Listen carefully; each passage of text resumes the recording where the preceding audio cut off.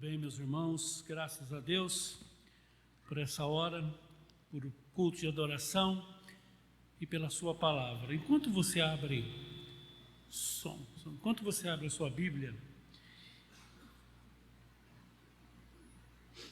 em Lucas capítulo 5, nós vamos ler o milagre maravilhoso que Jesus fez.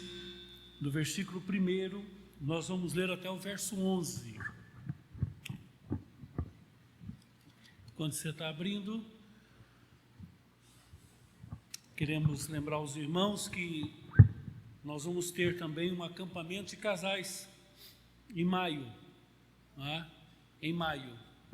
E as inscrições já estão abertas, mais para frente a gente passa mais informações, mas eu queria te desafiar a tirar um final de semana para você cuidar do seu casamento, um tempo para o seu casamento. Então, ore por esse trabalho, ore por esse encontro. É um privilégio para a nossa igreja. Vai ser aqui em Betânia, onde nós estivemos vendo lá o local, pisando já na terra prometida, E vendo e orando ali, crendo, que realmente Deus tem esse propósito para nós. Depois os irmãos vão ter mais informações. Eu queria orar com você antes de ler o texto. Vamos fazer algo diferente. E esse mês tem sido o mês o tempo de estudar sobre os milagres, e eu estava pensando ali, orando ali, provavelmente você tem hoje um pedido, você tem um desejo de que Deus faça um milagre na tua vida, e nós vamos ver um texto bíblico que Deus pode fazer milagre e faz hoje, e Ele é e sempre será poderoso para fazer. Mas eu queria que nesse momento você curvasse sua cabeça, e você mesmo assentado, apresentasse diante de Deus um milagre, algo que você está precisando muito, algo que está afligindo a sua alma, que você gostaria muito que Deus fizesse na sua vida. Um milagre, algo que o homem não pode fazer, algo que não depende de você, das suas forças, não depende de energia, não depende daquilo que você faz, mas você depende totalmente do Senhor. Aquela situação em que você diz assim: eu não posso, eu não sei, eu não tenho mais o que fazer, já fiz tudo que eu podia fazer. Talvez você já está até desistindo, você já tenha tomado a decisão de não acreditar mais.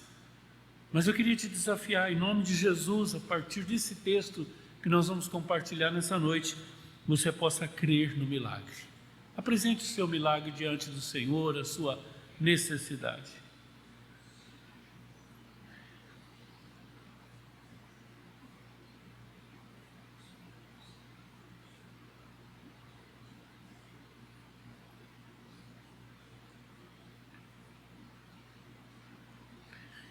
Pai, nós sabemos que o que é impossível ao homem é possível para o Senhor, porque para o Senhor nada é impossível.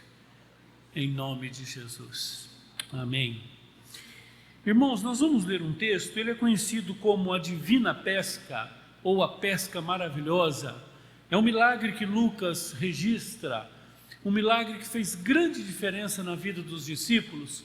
E nós vamos estudar o milagre, vamos estudar o propósito do milagre, a razão do milagre e os resultados desse milagre. Deus não dá espetáculo, Deus não faz milagre pelo milagre. Deus não precisa se apresentar, se exibir.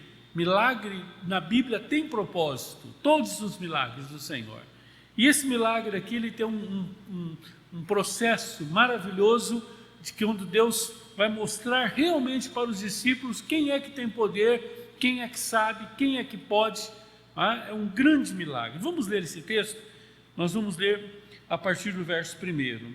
Aconteceu que, ao apertá-lo a multidão para ouvir a palavra de Deus, estava ele junto ao lago de Genezaré.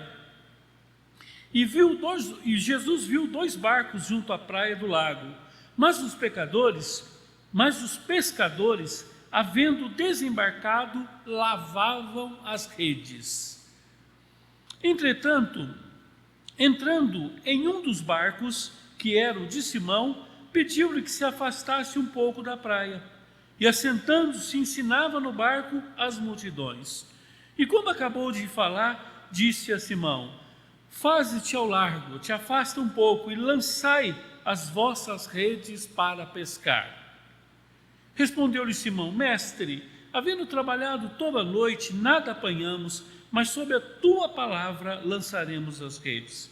Isso fazendo, apanharam grande multidão de peixes, e rompiam-se-lhes as redes. Então fizeram sinais aos companheiros do outro barco, para que fosse ajudá-los, e foram e encheram ambos os barcos, ao ponto de quase irem a pique. Vendo isso, Simão Pedro prostrou-se aos pés de Jesus, dizendo: Senhor, retira-te de mim, porque eu sou um pecador. Pois, à vista da pesca que o fizeram, a admiração se apoderou dele e todos os seus companheiros, bem como de Tiago e João, filhos de Zebedeu, que eram seus sócios. Disse-lhe Jesus a Simão: Não temas, daqui para frente serás pescador de homens. E arrastando eles o barco sobre a praia, deixaram tudo e o seguiram. Louvado seja o nome do Senhor. Glória a Deus. Você crê em milagre? Você crê?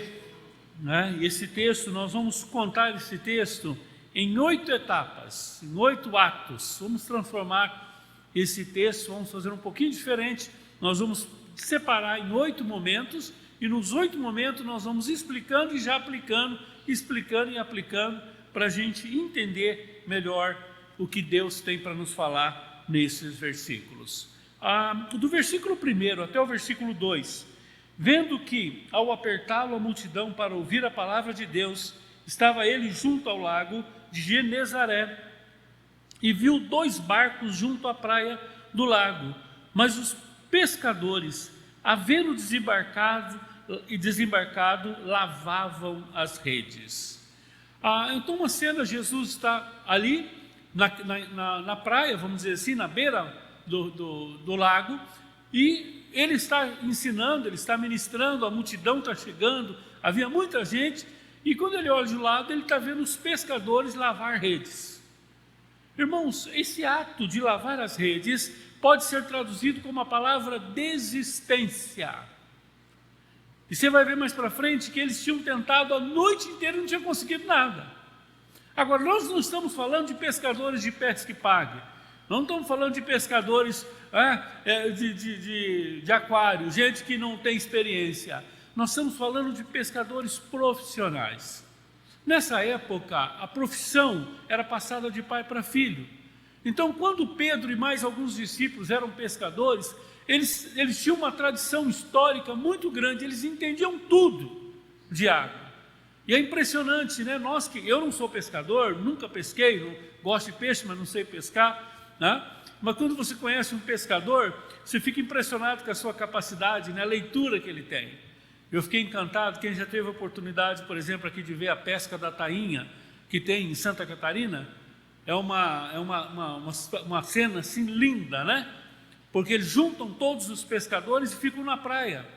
E o pescador mais experiente, ele sobe numa montanha, sobe num lugar mais alto, e ele fica olhando para o mar. Horas e horas, e os pescadores ficam olhando lá. E ele fica lendo o mar.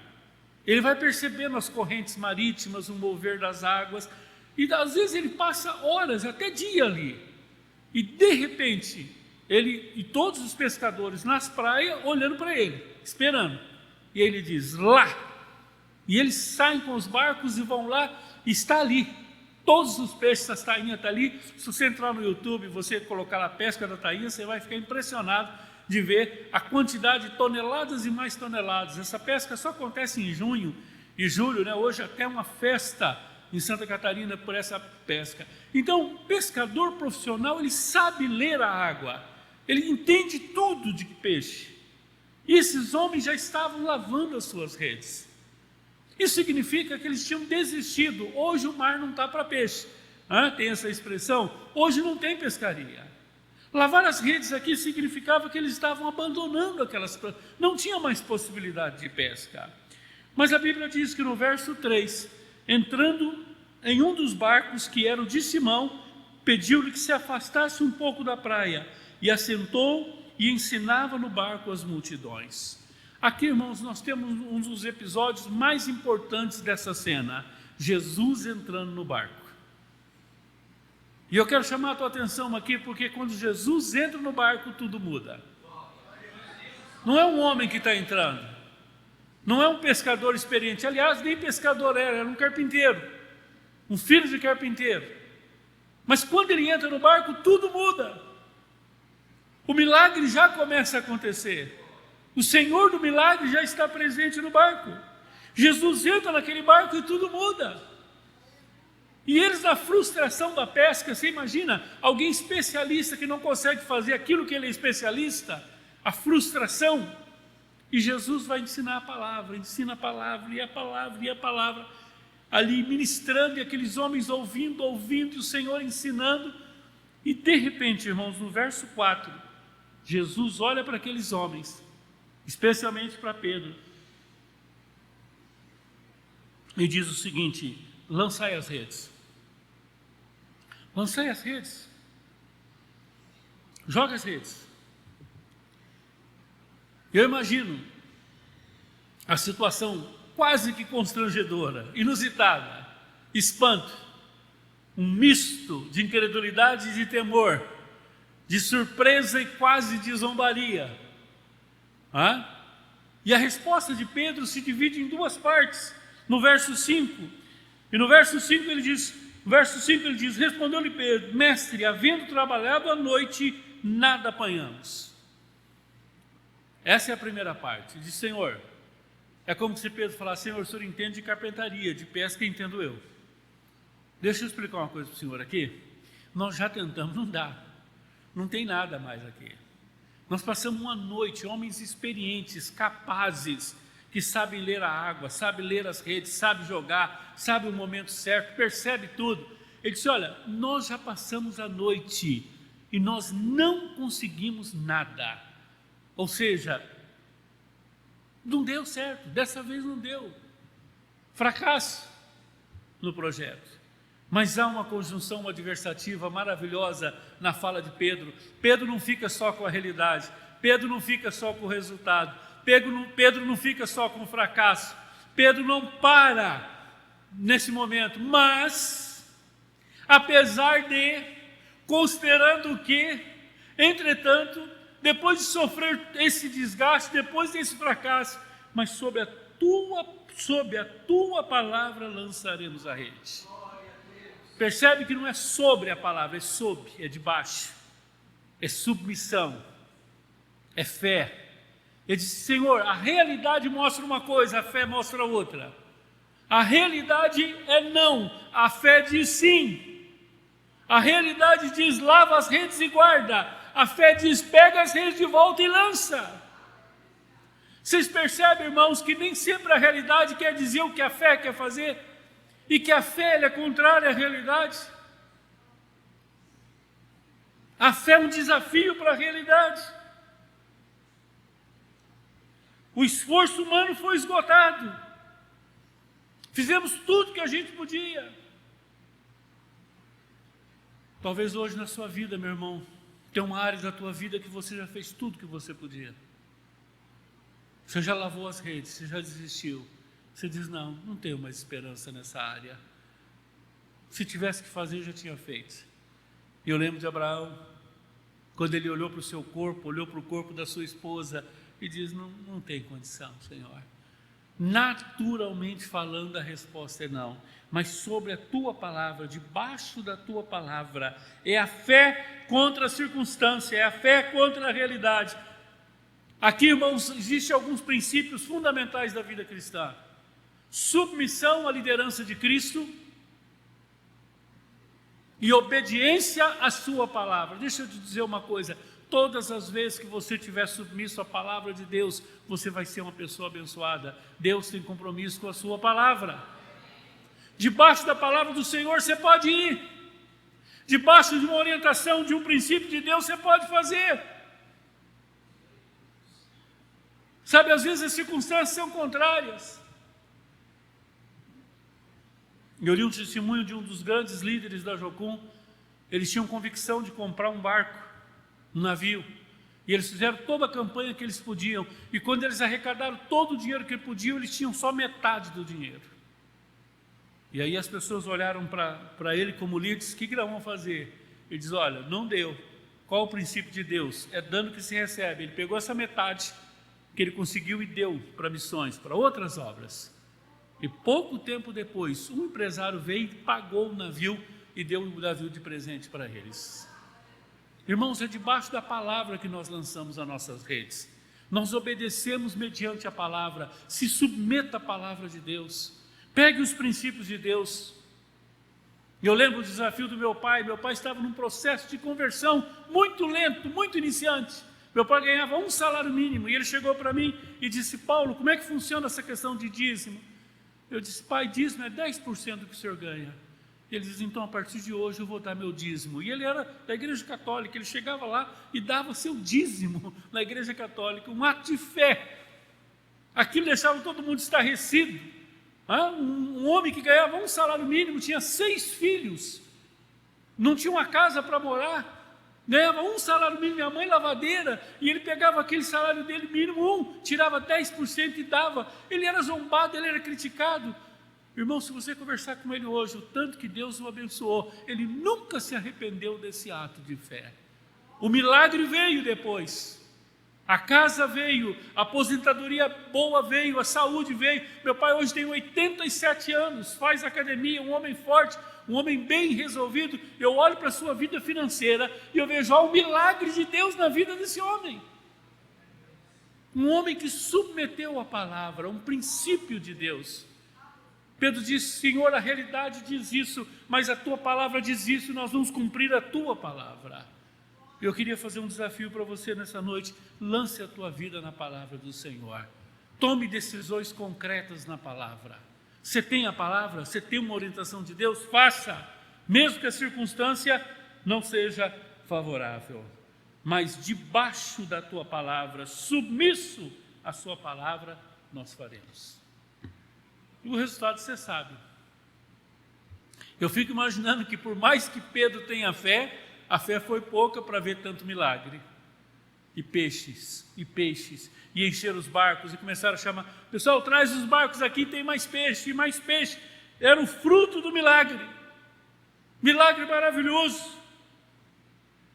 Mas, irmãos, a partir do verso 8, nós vamos perceber que o milagre não é um milagre pelo milagre. Havia um milagre maior preparado para a vida de Pedro. Aquele milagre grande, naturalmente falando, era só o começo de um milagre maior. O projeto que Deus tinha para ele, o projeto de Jesus para ele, passava por aquele milagre, mas não era o milagre o maior projeto para a vida dele. Qual é o fruto desse milagre? O primeiro fruto: adoração, quebrantamento, humildade, arrependimento e confissão. Essas 4 coisas acontecem em questões de minutos. E esse homem, que era um grande pescador, esse homem que estava frustrado, que se lançou na palavra, estava agora diante de Jesus, adorando a Jesus, quebrantado, humilde, com fé, confessando os seus pecados, se arrependendo dos seus pecados. No verso 8 diz assim: vendo isso, Simão Pedro prostrou-se aos pés de Jesus, dizendo: Senhor, retira de mim, porque eu sou um pecador. Irmãos, um dos primeiros propósitos do milagre na nossa vida é para mostrar quem é Deus e mostrar quem você é. O milagre expõe a nossa humanidade. O milagre deve produzir em nós arrependimento, fé, confissão, sinceridade diante de Deus. Mas esse milagre também tem um propósito. E esse propósito está no verso 10 e no verso 11. E Jesus pega e diz: eu fico até imaginando Jesus chamando ele: vocês gostaram dessa pescaria? Vocês acharam interessante? Vocês que já pescaram tanto na vida?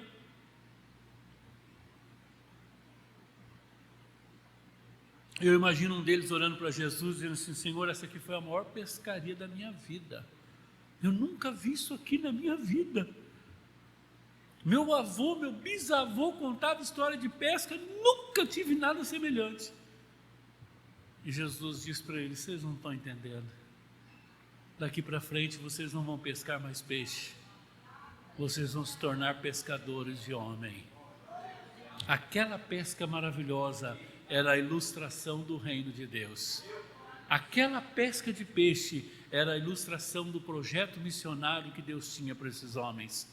Projeto de evangelização. Jesus diz: não temas, daqui para frente serão pescadores de homens. O chamado foi tão grande, irmãos, o propósito do milagre era o chamado, o propósito do milagre era uma vocação ministerial. Eles nem podiam imaginar que na escassez do peixe, no milagre do peixe, por trás daquela situação tinha um chamado. Era mais do que peixe. Eu fico imaginando Jesus dizendo: lançai as vossas redes, e eu não estou falando de peixe, estou falando de vidas, de pessoas. Deus faz um milagre em nós, irmãos, para mudar a nossa vida, para depois nos usar na vida de outras pessoas.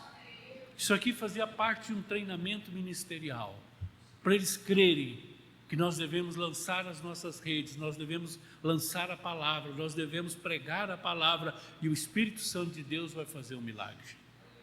A nossa função é levar a palavra até o ouvido, do ouvido ao coração. Esse pedaço aqui, centímetros tão longos, só o Espírito Santo pode fazer. Só um milagre. Quando eu ouço o irmão dar um testemunho desse, que um alcoólatra quebra uma garrafa de bebida e rompe com a bebida, rompe com o vício para abraçar o reino, eu digo diante de Deus: isso é um milagre. Isso é milagre. Nós precisamos crer, irmãos, precisamos lançar as redes, precisamos pregar a palavra, anunciar o Evangelho, e deixa o Espírito Santo fazer o milagre. E eu não tenho dúvida, irmãos, que aqui nós temos um grande milagre dessa divina pesca, mas um milagre maior, a pescaria maior, Pedro estava para experimentar. Olha o Pentecoste, o que aconteceu. Que milagre. Nós cremos em milagre. Deus pode fazer milagre, mas Deus tem propósito para os seus milagres. Esse milagre que você pediu, Deus vai usar esse milagre que você pediu, Ele vai fazer o milagre debaixo da sua palavra, mas vai ser para a glória dEle, e vai usar isso no reino do Senhor. Que Deus nos abençoe em nome de Jesus.